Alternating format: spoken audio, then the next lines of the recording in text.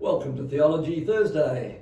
For those that don't know me, I'm Dave Logan, part of the team here at New Life Christian Church in Nambour. John 11 opens with a word reaching Jesus that Lazarus had tested positive and wasn't doing well. Well, that wasn't the actual message, but they did say that Lazarus was very ill. In fact, when we read the rest of the story, we find that Lazarus didn't just have a touch of flu or something, he was critically ill.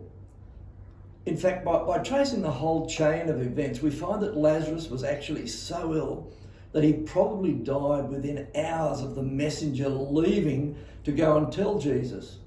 And of course, Jewish rules require the dead to be buried immediately, so he would have been buried soon after death. So by the time the messengers reached Jesus the next day, Lazarus was actually already dead and buried. This family, Mary, Martha and Lazarus, they were close friends of Jesus. In fact, they were probably the closest friends that Jesus had outside that inner circle of Peter, James and John. Mary and Martha's message to Jesus was that Lazarus, the one you love, is sick. So this family played an important part in Jesus' life. Mary and Martha knew firsthand about some of the amazing miracles that Jesus had performed. So they really believed that if Jesus turned up, he could heal their brother. So they sent word to let him know that Lazarus was really ill. And I guess that they assumed that Jesus would drop everything and just run to heal his friend. But even Mary and Martha left it too late.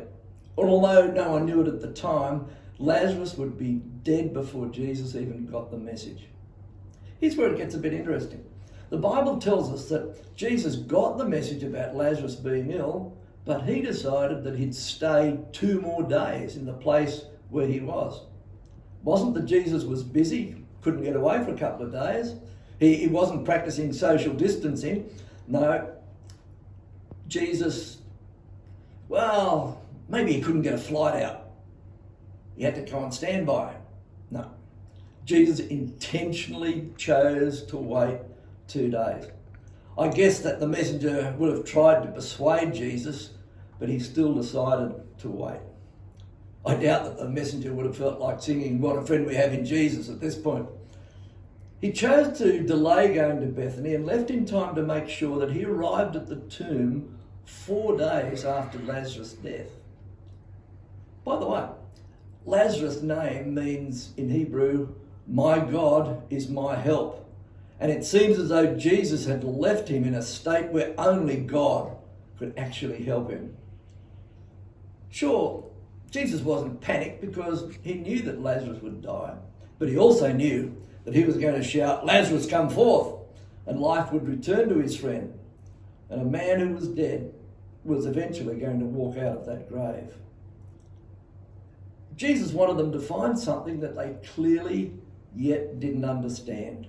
He would soon spell it out to Martha. "I am the resurrection and the life. Whoever believes in me, even if they die, they will live. And whoever lives and believes in me will never die." The Talmud and the Targum teach that for the first 3 days after death, the soul floats above the body, thinking that it might return to the body. But when the soul sees the body, that appearance of the face has changed, and it leaves the body alone and goes its way. Probably 2,000 years ago, it was thought that if somebody died, they might be able to come back to life during this 3-day period. But afterwards, not a chance. On the 4th day, the spirit, left the body, and it went to Sheol or Hades, and there was no longer any hope for life. Of course, by the 4th day in Israel's hot climate, decay would be starting to destroy the body and the stench would be overwhelming. If Jesus had raised Lazarus within those 3 days, the Jews would have claimed that there was no miracle involved, as the spirit had simply returned to the body within the prescribed time. But by the time Jesus reached the body, it had started to decompose. And so when he wanted to open the grave, he was told now that Lazarus was stinking. When Jesus indicated that he'd raised Lazarus from the dead, everyone knew it was impossible. He could not do that. But you see, God is the God of the impossible. So after 4 days, Jesus stood at the entrance of the tomb and called, "Lazarus, come forth." And the impossible happened. Bound in grave clothes, Lazarus hopped out of the burial cave, and Jesus told those present simply to loose him and let him go. You see, resurrection isn't something that Jesus does. Resurrection is something that Jesus is. So he could say to Martha, "I am the resurrection and the life."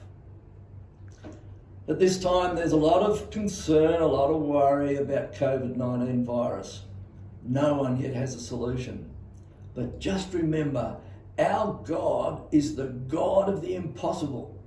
In all of the fear that is constantly presented to us in the media, all of the concerns that naturally fill our hearts and minds, just remember that God is the God of the impossible, and he is able to do exceeding abundantly above all that we ask and think. May you know his peace and his blessing today.